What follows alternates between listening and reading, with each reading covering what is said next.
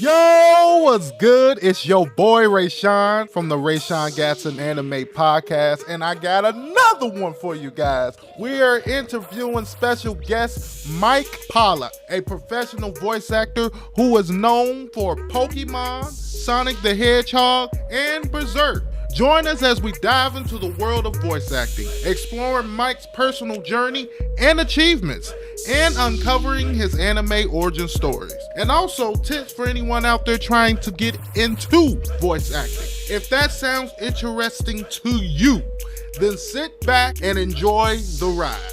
Don't forget to like and subscribe wherever you're listening.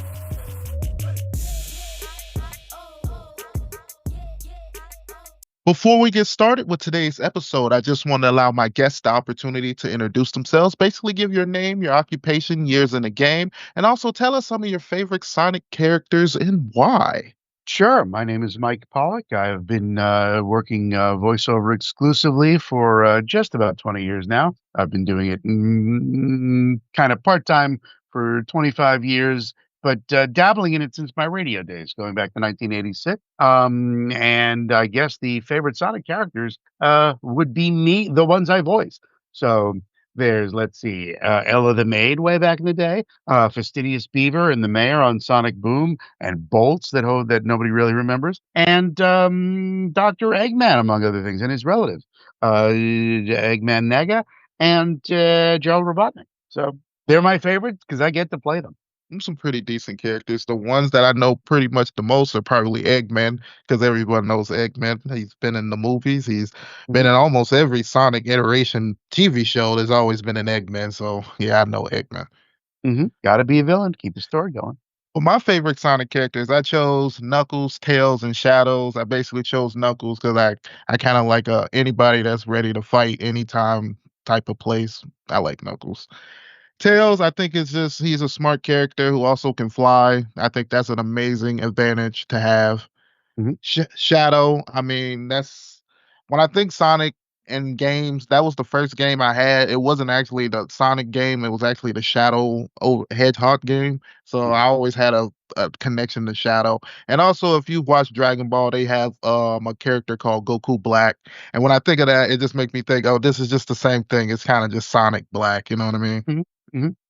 Shadow the Hedgehog would have been my first official Sonic game. So cool. Excellent choice. Okay. Before we kind of get into the interview and start asking questions, I just want to ask you, what have you been watching and listening to recently? I know you like listening to podcasts and working on podcasts and stuff. I've been doing a lot of stuff from the UK. So a lot of BBC podcasts. One of my favorites is Soul Music. They take a song each episode and just have people talking about their relationship to that song. There's no narration. It's just people talking and mixed in with the music. It's really cool. Then some excellent quiz shows. Just a Minute is always a favorite. I'm Sorry I Haven't a Clue, another favorite. And for foodie stuff, The Kitchen Cabinet. Those are all from BBC Radio 4. Okay. Are these all podcasts you work on, or are these just podcasts you like listening to?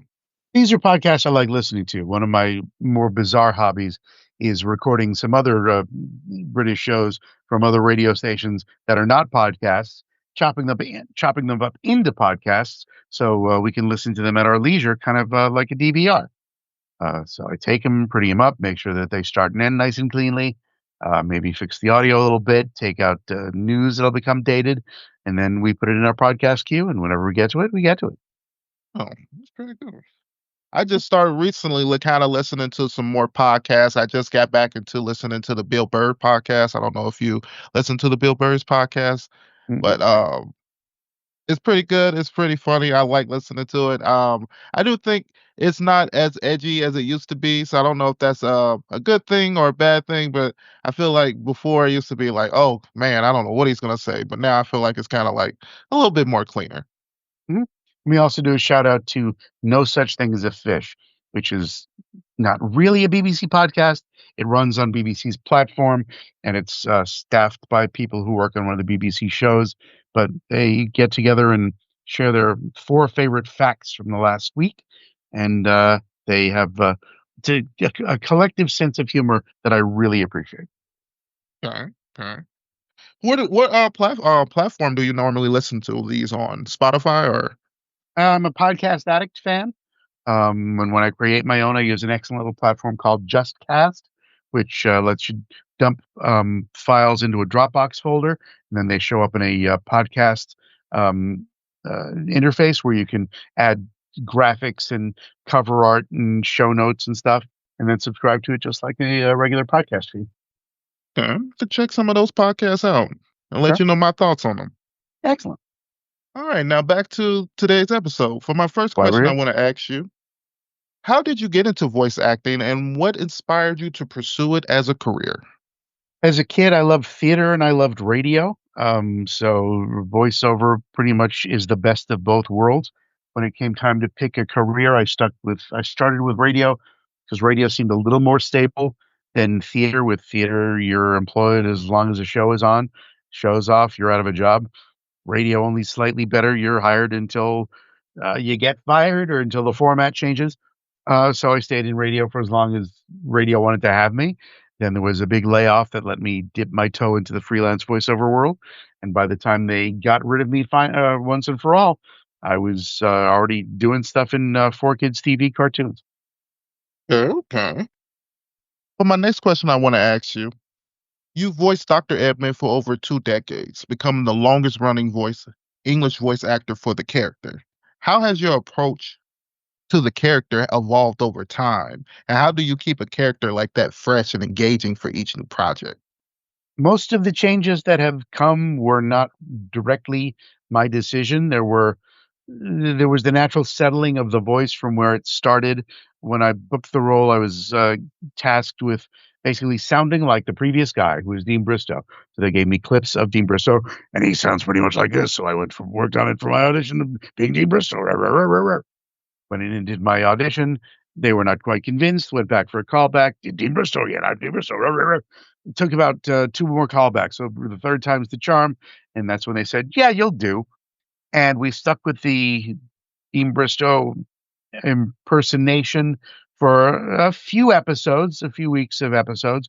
And then the producer and director came to me and said, "We want to add some peaks and valleys in the voice to allow for more comedy."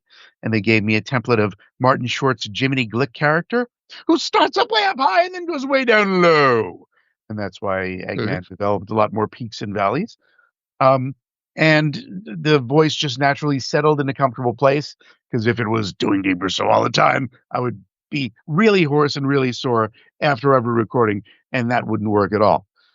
The thing that keeps it fresh, especially in video games, the script is always new. So I'm always seeing new material. Unlike stage shows, excuse me, which I love doing. Um, the thing with stage shows, it's the same script day in and day out, and it can get a little stale. But no matter what I'm doing, it's a script I haven't seen before, unless it's a game that's being remade, which is a trend that's going on now. But True. there's always something new, and my director, especially these days, is brilliant and a pleasure to work with and knows how to direct for an actor. And so he makes sure that I give him the performance that everyone wants, and it just naturally is fresh because it's always new material. Okay, okay. I feel like that kind of transitions into my next question I want to ask you because they brought back the character back in 2010, but they kind of made you they couldn't recast the role for a reason. How did that make you feel? There were auditions, and I was invited to audition, which was a little surprising because I thought I was still doing it at the time. And they ended up rehiring me, whether that was a foregone conclusion or whether other people auditioned and they didn't fit the role to Sega's expectations. I still don't know, but it's their show. They're allowed to cast it whoever they want, however they want, and I am honored that they chose to take me back. And every repeat booking is a precious gift and a tremendous compliment. Hmm. So did all the roles have to be like recast, or were certain roles, or? I was the only one who returned, to the best of my Oh, knowledge at the time and since then. We were based in New York from 2003, and they dispensed with the rest of the New York cast, as was their choice. Um, and was their prerogative. And they hired a bunch of LA people, and they had me record remotely from New York at somewhat extra expense, which is another tremendous compliment. And I Oh, that's think there's amazing. been one other Four Kids actor return for a bit part somewhere, but for the most part, I'm the only one from the New York cast currently appearing with the rest of the LA cast. Okay, okay. For my next question, I want to ask you, out of all the performances that you've done so far, which performers would you consider your best vocally? That's not for me to judge. That's for the audience and the production team to judge. I love getting to do what I do. There are roles that make me laugh. The more some voices just hit me in a comedy way. So, in Ultimate Muscle, I did a character called Meat, short little guy wearing what looked like a diaper. It wasn't, but more of a, I guess, a loincloth. And Meat sounded like a truck driver. So whenever I got to do this voice, it made me laugh. Whenever I get to do that voice to this day, as any other character, that voice makes me laugh. It's just such a cliche of a New York truck driver that I cannot help but enjoy that. But the thing about choosing favorites and expressing your favorite, somebody watches something and say, "Oh, he doesn't like that one as much. He likes that other role." Oh, no, I love performing. True. Whatever I'm doing on that day, that's my favorite for the day. And as long as the director and producer let me leave at the end of the session, it means I've given them what they want, and that makes me happy, and that makes everyone happy, presumably. And it's so subjective. Everybody has a different opinions on what you've done, and then you probably have your own opinions, and then you're like, oh, there's no point of really mixing into it. You probably just like the work, basically. I feel it. Working, it's better than the alternative. True, true. It's always better than unemployment. I noticed that you've recently worked on major projects like My Happy Marriage. I think they just put out a new episode and a new season. I'm not sure. I got to check on that. I don't. I need to get my Netflix subscription back up, but Mhm. we'll see. And also Pokemon. Can you tell us about those experience and working on these shows and how you landed those roles? Sure. Basically, every role starts with an audition, or if it's not an audition, it's the magic of networking, where people who know my work from before, usually because Okay. they've worked with me, and they'll just call me directly and say, "We got a little role. Come and do this. You don't even have to audition." But in most cases, I'm auditioning, or I am a known quantity. For Pokemon, especially, it started back in the Four Kids days. That was actually my big break into anime. It was my second anime role, and I'm not going to knock the first one, which was a little thing called Demon Fighter Kocho at NYAV Post, where I played a crazy professor, as I so often do. But the next audition that I sent out my demo tape in those days on a cassette, responding to a blind box, which is a blind box ad in a newspaper, and it was a real printed newspaper at the time, saying we're doing cartoons. We can't tell you what they are, but we'd love to get demos from people. So I sent my demo. The director at the time was Eric Stewart, and it was an episode of Pokemon. And I got essentially a little walk-on cameo role as as a grandfather in an episode of Pokemon, which worked out networking wise because he remembered me when the 4Kids TV programming block was coming on. He called me in to audition for stuff on there. I booked roles like Ultimate Muscle and Kirby Right Back at You. And eventually I was the promo guy for a few years. And that was all started with Pokemon. And then another big thing happened when the narrator for Pokemon left for various professional reasons.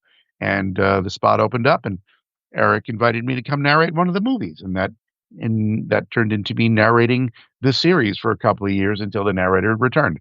And that was a spectacular thing. And Pokemon has me back occasionally, either for new little parts or for reprising roles that I've played before. Same thing for all the other things that end up on Netflix. There are companies I've worked with. They'll either call me in directly or they say, "We're doing a new show. Here are some auditions. Give us your best shot." And if I'm lucky, they like it and they call me in. Okay, okay. One thing I hear that I think every voice actor always brings up is basically networking. How important do you think it is to basically treat people the way you want to be treated? Because I feel like that's the golden rule that a lot of people don't know. But in this field, in networking and meeting people, you basically need to be that. Yep. You got to be professional, show up on time, be prepared. You may not have the material in front of you. You may not have even seen the material, but have the skills to do cold reading. Cold reading is being able to read something for the first time or second time without sounding like you're reading. So that's a skill that I guess you can practice if it's not already built into your brain somewhere. Um, be nice, be generous, be willing to take direction, because the purpose of an actor is to be directed. If the director says, "Nah, it's not great. Let's try it this way," don't take it personally. Your goal is to help tell their story. And if they've got something in mind, they're going to work you till you get it right. And then when you get it right, they let you leave. And if you're lucky, if they like you well enough, they'll have you come back later. And my concern is kids today. I had office jobs back in radio. Radio was essentially an office.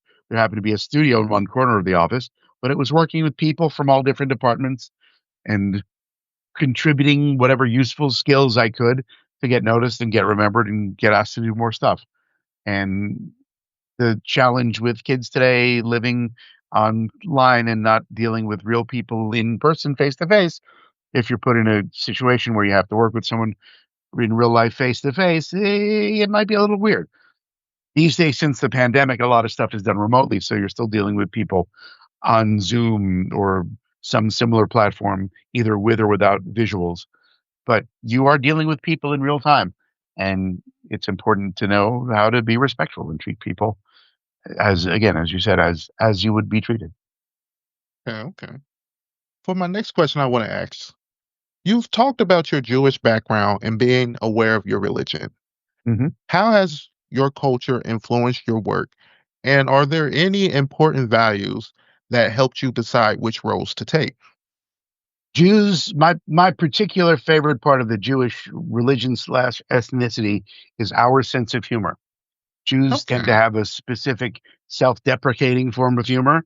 I love that. With all due respect and without sounding braggadocious, I'm good at that. I can poke fun at myself. I can poke fun at all sorts of things that people might think shouldn't be poked fun at. But I spent years as a comedy writer, writing radio comedy, and had to write some biting satirical song parodies and comedy bits. That happens to be a skill that I have. And I'll credit that with growing up with a lot of comedy gene infused Jews, meeting them at family gatherings several times a year. Um, I don't follow the religion observantly. There are many Jews who don't.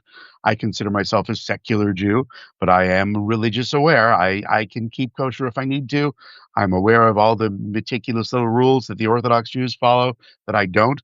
I find them somewhat bizarre and arguably sometimes a little laughable and peculiar, but I respect them. I, for a couple of years, was the podcast administrator on a Jewish themed trivia show, essentially, where our Orthodox Jews would call in and have extremely detailed, obscure religious questions posed to them. Is it okay to wear shoes on a Tuesday when you're going to synagogue? And people would argue about that, but there would be right and wrong answers based on a particular religious authority. And if they got the question right, they'd win a prize. So that was a pleasure, getting to explore the more observant, more orthodox side of things. And I have relatives on one side of the family who are much more orthodox observant than my side of the family. That I came by that honestly. My father was the son of a kosher butcher. My father's favorite snack was fried pork rinds. Not exactly kosher, but that was dad. Mom feeds me ham and cheese sandwiches as a child. That's mom. So I love a good kosher deli, but like so many Jews these days, I don't stick with all the kosher rules necessarily. And as far as that, I am always honored to book a job for a Jewish charity, which I've done occasionally. I've auditioned for a film about some biblical stories from the Old Testament side of things. Haven't booked that as far as I know. They haven't called. It's been months.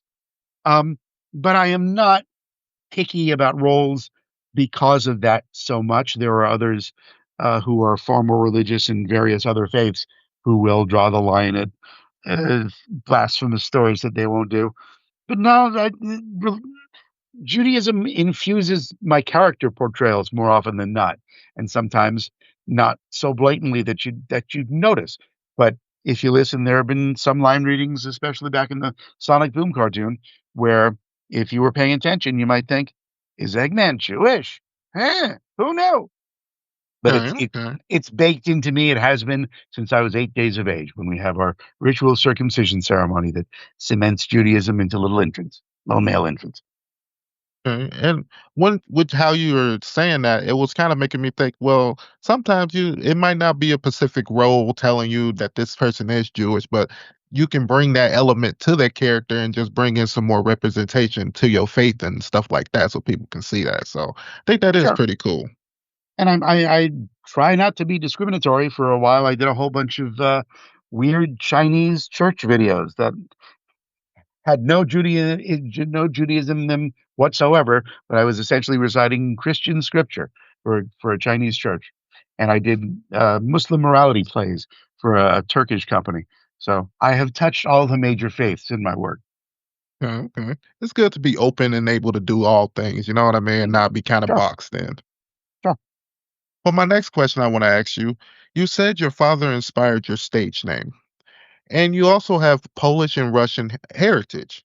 How do these personal ties influence how you bring characters like Dr. Eggman to life? Sure. For Dad, when Dad had just passed away, I wanted to memorialize him in my own little way. So for a couple of roles, I was credited as Herb Lawrence. My dad was Herbert Lawrence Pollock, so that's the Herb Lawrence that became that stage name for a couple of projects. Um, as far as the Polish and Russian, it uh, in that time I was reincarnated as a slime. I believe that was the show where I played a Russian space station worker.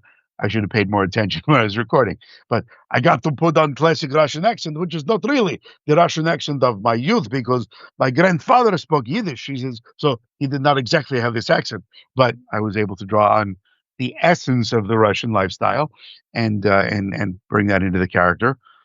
Polish, nothing specifically, but again, it's not it's a different Russian and a different Polish. We were Polish Jews and Russian Jews. So there was Polish and Russian language, but my grandparents spoke and taught me some Yiddish.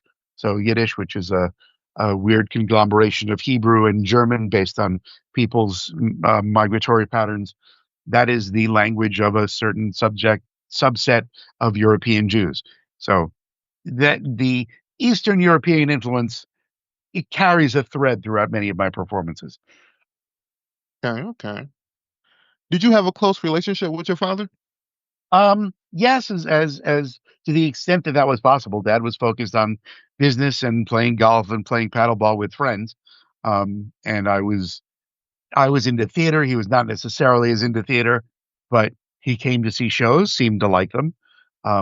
He was as tolerant as a crotchety old Jewish man can be sometimes. But yes, I would say dad supported my crazy ideas. And I appreciate that immensely to this day. Hmm. I think that is really cool that you took the time to honor his name and basically leave it so that it can be searched and now people Sure. can see that. So I think that's pretty cool. Thank you. For my next question I want to ask you, when you were growing up in New York and doing theater in high school, what are some things that made you love voice acting? And do you ever think back to those days when you were working now? Yeah, I look fondly back on my high school theater, the community theater shows I did. One of the cool things I got to do in high school, the local college had a high school radio program where kids from local high schools would come in and produce little radio featurettes that would air on the weekend. I don't know that anyone listened to them, but I got to be part of the high school radio program. So I would go hang out at the college radio station. And one of the coolest things there for one of the comedy shows that I listened to that I was also there to meet the people producing it. They were doing a bit and they needed someone to pronounce the name of the town Plainview backwards. And they happened to mention this, and I was within earshot and I said, "Oh, would that be Yevnyalp? I can say that." So they had me be the announcer on their little bit, which was, I guess, my first real live professional role. And I look back on those times fondly. I've been invited to their alumni nights, even though I'm not really an alumni of that college, but I've been enough of an alumni of the radio station to get invited back now and again, which is really cool. And all of the community theater in the high school theater, especially our director, who was tyrannical in her own way, but I look back on her fondly. with her cigarette-stained fingers and coffee-stained breath, and think, oh yeah, that was educational in its own weird little way. So sure, and then at that same college radio station, I moved a call-in quiz show that I was a caller on from a different radio station. They got kicked off the air, and I happened to know the host by that point. And they said, "Hey, I'm on a college radio station. I bet I can put in a good word for you." I did, and they put the show on the air for a few months. So much so that it was going into the summer where I would have been away for the summer at my parents' vacation house, but I ended up staying home and doing a summer theater program at that college. And every Saturday night, I would go over and do the call-in quiz show until that show was sort of canceled in the middle of my college experience of the summer theater experience. So the last few weekends of summer theater did not involve me sitting in on the radio show, but still lots of fond memories and still great friends with the host of that show to this day. Okay. Well, my next question, do you think people have any misconceptions about voice acting? Um, yeah, some people think it takes longer than it does. Sometimes it does, but if I'm working on a game, I'm not working on a game for months at a time every day. There may be multiple sessions, recording sessions over the course of several months, but generally a recording session for each individual runs about 4 hours. You can do the entire game in 4 hours per person, or sometimes it's 4 hours here. Months go by, it's another 4 hours. So people always say, you must be so busy. Well, I'm busy during those recording sessions. The rest of the time, I'm looking for auditions and submitting auditions to try to get more work. But it's very results oriented. So if there's a 4 hour session, they will have a script ready. The script will be ready and able to be recorded in 4 hours for the most part. So everything is done within the 4 hour window. Then you're done and you go off to do something else. So it's not that it takes no time, but it's designed to be efficient because we are usually all recording separately. So I've got a 4 hour session. Next guy's got a 4 hour session. Someone else has a 4 hour session. So they structure it so that everyone can get their own 4 hour session and be able to record what is needed to be recorded by that person in that time. Okay.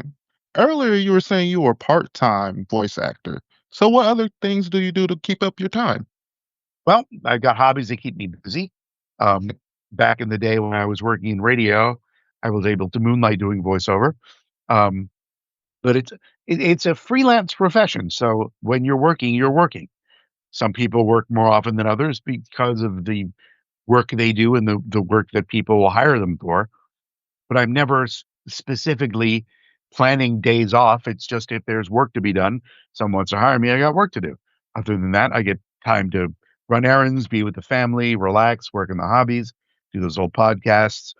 Today, I was just messing with a new service that lets you dump video files into a Dropbox folder and make video podcasts. So if I am bootlegging foreign TV shows that I shouldn't be able to watch, yeah, maybe I'm doing that.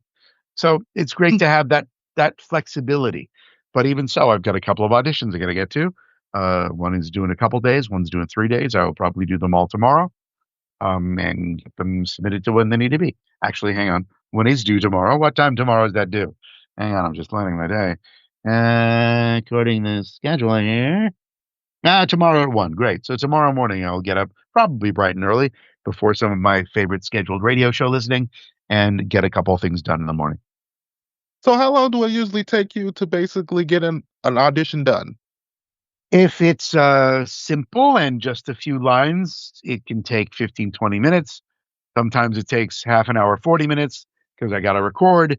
There will be flubs. I then clean up the flubs, clean up mouth noise because human mouths make little clicks and clacks and scritches and squats as you're talking and your tongue is moving around through the delightfully sloppy environment that is your mouth. And True. I like to clean those up a bit before I submit them whenever possible. And then whenever flubbed lines have to be, I have to edit and then the better take. So that it can take about half an hour to 40 minutes per audition. But I jokingly say I've got to go bang out some auditions, which makes it seem like there's no thought going into it. It's not that. It's that I've been doing this so long that it's kind of second nature. And it's harder now post pandemic when all the auditions are remote. We used to go to a casting agency studios where there'd be a casting director directing you to audition, saying, "Well, that was good, but try this way. Try a little slower read here, or maybe a little more excited here, something like that." Now it is almost entirely self-directed. So I read the script, I give it my best shot. I'll do one take, maybe two, maybe three if they ask for three. Sometimes they will send some pre-recorded direction, which is actually a little more difficult because you have to remember, wait, what did he say I should do here? Hang on, I have to go back and listen back to the direction. That ruins my vibe. All right, well, we'll figure it out anyway. But it's down to a science. I can bang out auditions again, 20 minutes, but sometimes if I'm doing self-directed work at home, that'll drag on for hours. Let's say it's a live directed session, in which case it runs in real time. But there are some cartoons that say, can you just do this on your own? All right. 2 hours later, I've spent 2 hours working all by myself. Recording that when you were just talking about made me think, do you like to, is it more professional to send like a raw file or do you want to edit it? If it's an audition, I clean it up so it sounds as good as possible. If it's for a booking, it's easier for me to just record the raw session and send it. And usually they're okay with that. They will listen back and say, oh, this part was good, that part not so good. And then for stuff that is to picture, you have to kind of sync it to the picture as you're doing it. So you clean up the front and back of each clip, and maybe if there's big mouth noise in the middle, you clean that up too. Okay. But my next question I want to ask you, is there anybody you want to shout out that has been a good support system for you? And do you want to tell everybody why it's important to have a good support system? Sure. In recent months, my Jewish heritage has been getting some backlash. What with the situation in the Middle East, there have been a whole bunch of haters, which is fine. You're entitled to your opinion. I'm just as entitled to mine, as much as some people seem to dislike it. And through that all, there have been a whole bunch of not only fellow Jews, but Jewish allies who understand the complexities of the situation differently than others and realize that the Jewish side of the equation is not necessarily uh, villainous and vile and to be demonized without additional thought and discussion. And those people have come to my defense, if not publicly, then privately, and that is appreciated. But I have to often remind myself, because of all the various other pro-Israel sites that I follow, that I am not alone. I was just the other day saw a bunch of local religious kids with waving their Israeli flag, and I was like, "Oh yeah, there are people on this side of the equation." So thanks to anyone who's been supporting my side of the discussion, either publicly or privately. It really makes the hatred more tolerable. Yeah, I can understand that, especially when everybody's coming after you for just having an opinion. You know what I mean? Supposed to be a free country, and as soon as you state an opinion people don't like, they want to jump on you. Okay. And I come by my opinion honestly. The majority of Jews support Israel. It's kind of baked into the religion. And the misconception of the meaning of Zionism, which is the right of Israel to exist and defend itself, does not extend to the whole colonial occupation part that people like to throw in for accusations. That's that's a separate thing. The basic idea and the idea that I've been espousing is Israel exists. I have cousins who live there. I don't want them to be displaced. And I understand that there's conflict in the region of lots of people who want to occupy the same space of land at the same time, which is not particularly easy. But with Israel being surrounded by a whole bunch of enemies who want to destroy the country and its people, and I, for one, do not want to see the country or its people destroyed. I don't want to see anyone else destroyed other than possibly the terrorists that are trying to destroy Israel. And that's what I'm defending. But based on the words that the terrorists like to pump out and that tends to get lots more publicity, that runs into problems from people who feel otherwise. So that's that. But I've not given up the fight, nor do I intend to. Keep the fight going. Keep the fight going. Yeah. But my next question I want to ask you, what are your three favorite vocal performances that aren't you? Excellent question. The cast, I'm going to lump in an entire cast of the Rocky and Bullwinkle show, and I will call them out by name as to the extent that I can remember them off the top of my head. Bill Scott was Bullwinkle, Dudley Do Right, um, uh, uh, and someone else I'm forgetting. June Foray, Rocky the Flying Squirrel, Natasha Fatale, um, Paul Frees, who was Boris Badenoff, Wrong Way Peter Peachfuzz. Um, Mr. Peabody, Bill Scott, Mr. Peabody. And that entire show, brilliantly written, brilliantly performed, inspired a lot of my performances. There are times where I will hear myself saying a line and say, "Oh, Bullwinkle did that in that line. Oh, yeah, excellent choice. How nice of me." Um, I will shout out a Canadian comedy troupe called The Frantics. Specifically, one of their members, Dan Redican. His acting style really suited me. It was natural. It was acerbic. That's a great word. It was clever. It was poked just enough fun at just the right people to really go, he's really good. And then I will also give a shout out to the legend that is Stan Freberg, who was old time, old time is the wrong word, but I guess he was. He did a lot of early radio shows that were very inventive. He put out a series of comedy albums with some classic comedy bits, and he assembled a whole cast of very brilliant character actors to accompany his work. And I will always enjoy a Stan Freberg album now and again. Okay. Okay.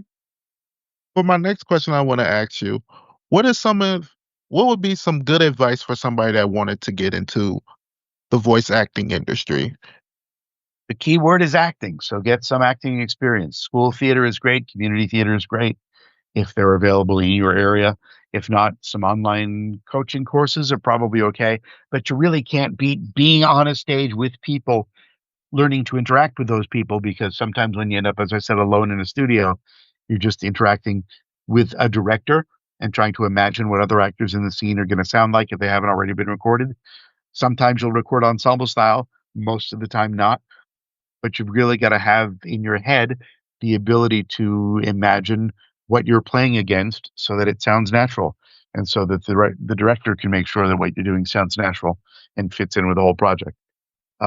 Beyond that, get some voiceover coaching specifically, because you'll learn how to break down commercial copy, how to form characters, how to market yourself, get your stuff out there, and they'll help you make demos. Because when you send uh, stuff out initially, you want to send your demo around to agents and managers, so that just there's a little nutshell-sized portfolio. Here are voices I can do, and here's styles of announcing that I can do. So invest in your career, or find a generous relative to invest in your career, and that will help you along the way. Okay. For my next question, how do you stay motivated through the down times of voice acting? Because talking to a lot of voice actors, I know there's moments, yeah, when you have roles and stuff like that and they're coming, but how do you stay motivated when they're not coming? And you're wondering, oh man, is this still for me? Or, It is a cyclical business. Sometimes there are highs, sometimes there are lows. It's the nature of the business. One useful motivational thing I have heard is try to do something for your career every day. Which for me that'll be, oh, I had an audition today. Great. Oh, I did a little tweak on my website today. Oh, I messed around on social media. Oh, cool. I did something for my career. So at least you're always there. You're always thinking of yourself and of your career. And an audition is really the work of what we do. The gigs, the bookings are the play. The work is trying to get those gigs. So auditions tend to come in, not every day, at least several a week. And when those auditions come in, make sure that the audition you're sending out is the best it can be. You do your best. And at some point, just like the lottery, you win some, you lose some. You'll get an email back saying, sure, we'd like to book you, or more more infrequently, we're not, thanks, but we're not interested. Usually you just get ignored, which I prefer, because getting an email, you get your hopes up. Hey, they want to book. No, they don't. Um, but just, yeah, try to enjoy the work, enjoy the search for work. And when you've got a free day, take some time off, go out to lunch. Okay, okay. I'm glad you brought up the email thing because I'm kind of on the fence on that. Because, sometimes I'm like, I like the email because it lets you know that they seen it and stuff like that. But then it's like, what you just said, like, oh, they sent me an email. No, I didn't get it. This is just to let me know they got it and they're moving on with someone else. So it's like, yeah. One approach to auditions, which I believe in, is just like the old Ron Popeil fancy oven. You set it and forget it. You send in your audition, out of your mind. If they come back to you with a booking, great. If it takes a couple weeks and you would say, hey, great, what did I do for that? What voice did I use? It just shows that you forgot about it. But if if it is meant to be, it will come back and say hello again. But if not, don't don't dwell on the auditions.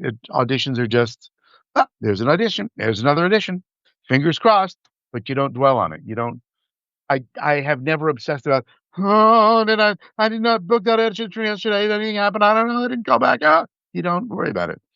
It's very much, or it should be, a don't call us, we'll call you situation. The producers are getting hundreds of auditions. They're looking for the voice that has the sound they want. I'm sure they think everyone else is really nice and swell people, but and for the sake of efficiency, they're concerned with the people they want to book. And I get that. And that's the nature of the business. Well, my next question I want to ask you, how do you feel about cons and have you had any funny interactions with fans? Oh, love cons. People, great to see people, the opportunity to make a little extra scratch on the side, nothing to sneeze at. Um, People are usually very nice, even in these recent tumultuous times. The the real opponents tend to just stay away, which I guess is for the best. Although I'd be happy to have an intelligent conversation to the extent that that's possible with anyone who'd like to have one, as long as it does not come to blows. Um, but as far as, I guess, the most memorable situation, uh, without getting into too many specifics, there's a video of it online. But a certain notorious fan amongst the fandom um, was at a convention. I was doing a panel, and they came up and asked the question, and it was a bit of a long, rambling question. And I think the ultimate question throughout the rambling was, do I prefer the name Doctor Eggman or Doctor Robotnik? And I gave one of my popular and often used answers to that question, quoting Shakespeare from Romeo and Juliet.